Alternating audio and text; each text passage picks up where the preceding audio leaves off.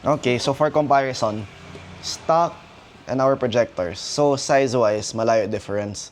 So this is these. That. Redo.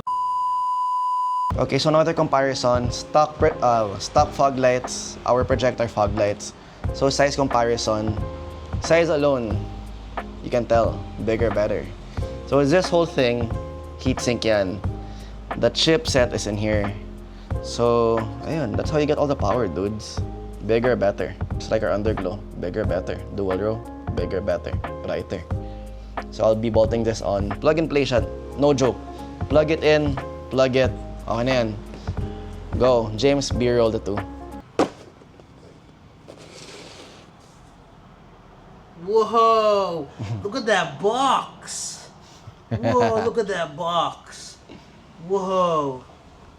And that face. So, one side naka fog light na yung kabila is still stock. Here's the output. So again, tricolor kahit 2 inches. Turn lights on. Fog light is set at white, yellow, all weather. So we go back to white. So if you can see the thingy behind yung tarp na Zenki, kasi I'm doing it at Zenki's Bay. Fog lights are so much better than the stock fog lights. We go back to yellow. You know, tinatagos niya. You don't see the stock fog lights anymore.